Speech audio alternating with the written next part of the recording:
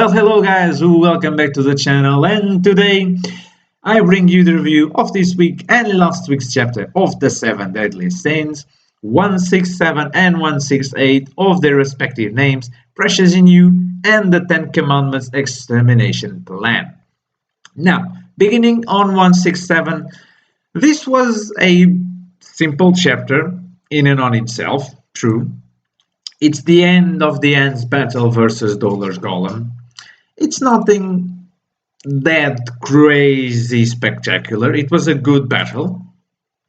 We've seen Diane actually using her golems after a long time. In fact, I believe we've never seen her fight with golems before.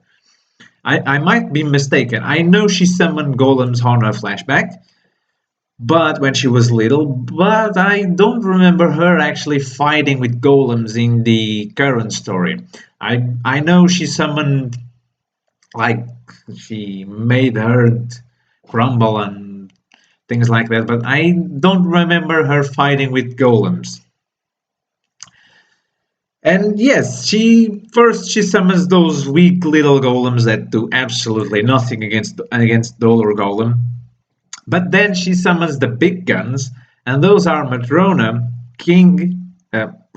King was the last one. It was a little bit of a surprise there, but Matrona, King, Meliodas, and Elizabeth, and they are able to hold their ground. All of them are defeated except for King, who actually is the one that defeats Dollar Golem, and thus Diane and King are proclaimed the victors of this match. So this was basically the chapter, along with all the moochie between Diane and King, all that lovey-dovey thingy between those two. Just please, Diane, get back your memory and hook up already. Every single fan of the 7 Deadly Sins wants to see that, so please get your memory back and just do it. Do it! Anyway, going to the next chapter, this one was a little bit more complex and complete, for it has some pretty big statements in it.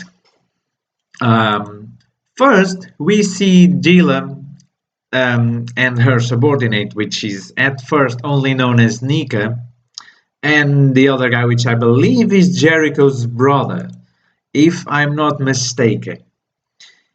Yes, Gustav, I believe he's Jericho's brother. He looks like it. And they are looking at a site which apparently Dreyfus was there. It's all destroyed and thing. And they go to the camp of that organization that actually held Dreyfus locked, but he eventually escaped with the help of another commandment.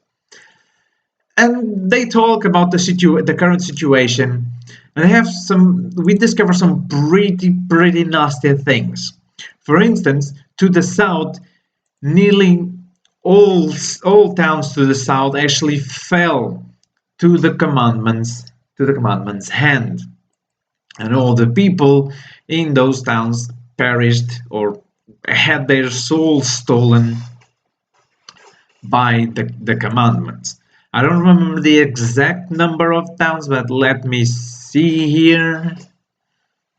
But yes, still, no matter how many there are, still to have a single town fall, 9,000 villages of northern Britannia were taken. To the south, I believe, yes, the kingdom of Camelot has fallen. The second strongest kingdom of the 7 Deadly Sins world has fallen at the hand of one single commandment, and that being Meliodas' brother. He alone managed to consume all the kingdom of Camelot. If that's not OP, I don't know what it is. But amidst this assault, we see Dreyfus in a hole, I believe, hidden. Let's call it like that. Hidden, and he still has the effect of the magic power of the leader of the group that captured him, which makes him see or makes appear the corpses of people he has killed before. and apparently is able to absorb their souls. But I want to think that these are not full souls. They are not, when compared to a normal human, this soul must be a little bit weaker. But still, he has a mark, but every time he tries to tear that mark apart, it appears in another location. So it is kind of a curse. But in the middle of all this, he wonders why hasn't that guy appeared yet? And that guy appears to be no other than the former Holy Knight, not Holy Knight, the Grand Holy Knight, the boss of the Holgies, Zarathustra himself, the one that was killed by Heman Hendrickson and whose death was framed upon the seven deadly sins. Will he appear? Does the fact that he hasn't appeared yet mean he might still be alive? Remember, Merlin, he's a skilled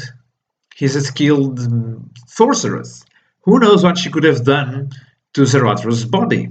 Maybe she could have preserved it and made experiences with it. God knows what. We all know that scientists and sorcerers in anime are always kind of cuckoo for that sort of stuff.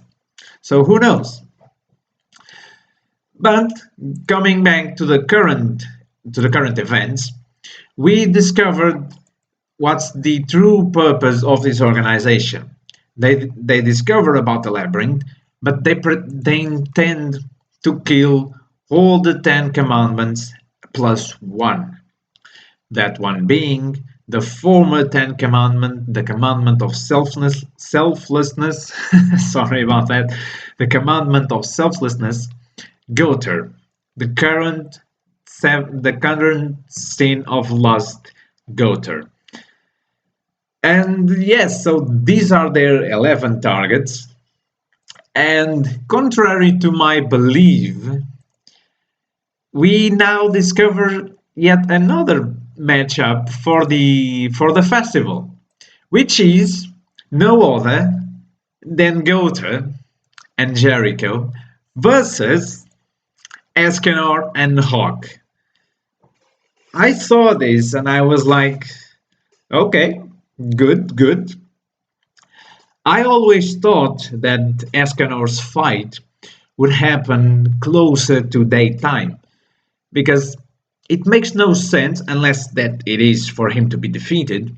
It makes no sense for Escanor to fight during the night because he's the weakest out of all the seven deadly sins during the night and the strongest of them all during the day. So this guy has no middle ground. It's from 8 to 80 in like that. So being that it appears to be full night time, either the fight drags on for quite a long time, or Escanor has a trick up his sleeve, or a Hawk has something up his sleeve, something that makes me restore my faith in this damn pig. Who knows? But all I know is that I want to see this fight because Gowther wants to win this fight to get his heart back or to get a heart. The thing is it Gowther of lust or Gowther the selfless? Which of his personalities is in command? Or are they both one and the same? Is there no difference between them? Gowther always surprised me. When we first met Gowther, I always thought of him as an empty human being. Really, one of those characters that's like, I don't care about anything or anyone. But we actually found out later that he's actually a doll. When I remember that, I thought, well, maybe Merlin created him. Maybe it's one of her experiments and ended up being the Shin of Lust to represent maybe the lust of Merlin to create an artificial human, to transcend the boundaries, to want more than she could achieve. Something like that. But apparently no, and now we know that Gowther is actually one of the Ten Commandments. What will be out of all of this? Will Escanor and Hawk fall before Gowther and Jericho? I don't know. This is a fight I was not expecting for. I'm honest about that. I never thought that two scenes would be put up against one another. But by all means, I want to see this battle. Starting next chapter 169, the legendary Weakest Holy Knight. And we have to wait. Monday is not that far away, given that today is Wednesday. And yes, I hope you guys have enjoyed it. Sorry for the shorter video, but this chapter didn't really these two chapters didn't have a lot to go on about. Yes, to go on about. But yes, that's it for me today. I hope you have enjoyed it. I hope I can upload these videos still on Wednesday. If not, you're gonna see it in Tuesday. So yes, I hope you have enjoyed it. I say my goodbyes to you, and I will see you next